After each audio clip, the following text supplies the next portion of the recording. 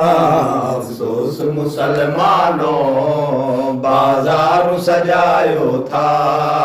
अफ़सोस मुसलमानों बाज़ार सजायो था। ॾिसी कैदी सैयदन खे, ॾिसी कैदी सैयदन खे शोर मचायो था। अफ़सोस मुसलमानों बाज़ार सजायो था। अफ़सोस मुसलमानों बाज़ार सजायो था।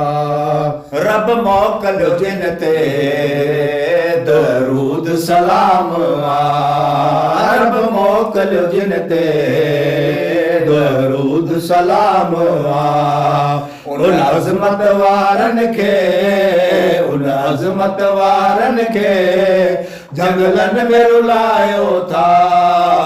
अफ़सोस मुसलमानों बाज़ार सजायो था।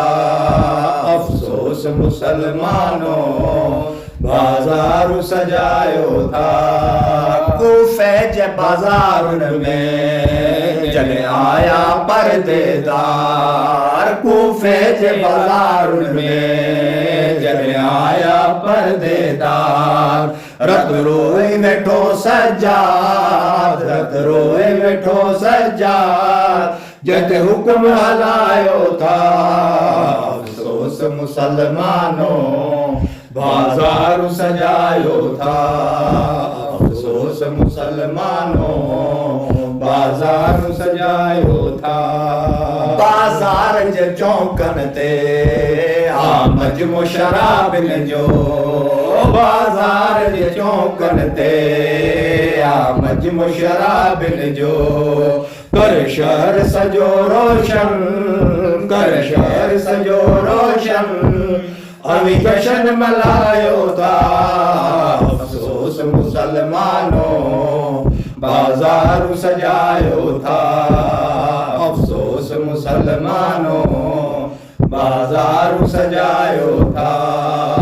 बाज़ार जे चौकनि ते मजमो शराबिन जो, बाज़ार जे चौकनि ते मजमो शराबिन जो, कर शहर सजो रोशन, कर शहर सजो रोशन, अवी जशन मल्हायो था। अफ़सोस मुसलमानों बाज़ार सजायो था। अफ़सोस मुसलमानों बाज़ार सजायो था।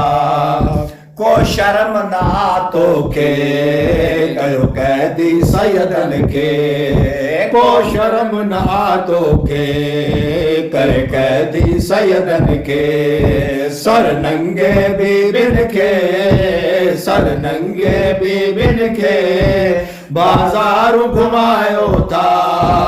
अफ़सोस मुसलमानों बाज़ार सजायो था। अफ़सोस मुसलमानों बाज़ार सजायो था।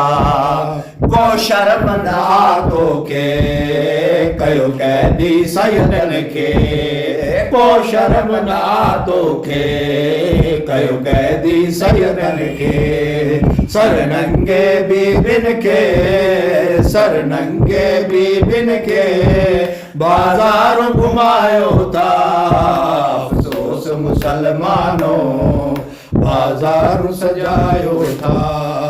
अफ़सोस मुसलमानों बाज़ार सजायो था। बतूल जे दर नज़ीर करे अर्ज़ निमाणो थो, बतूल जे दर नज़ीर करे अर्ज़ निमाणो थो।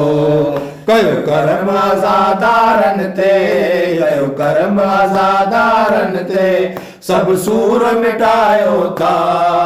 अफ़सोस मुसलमानों बाज़ार सजायो था। अफ़सोस मुसलमानों बाज़ार सजायो था।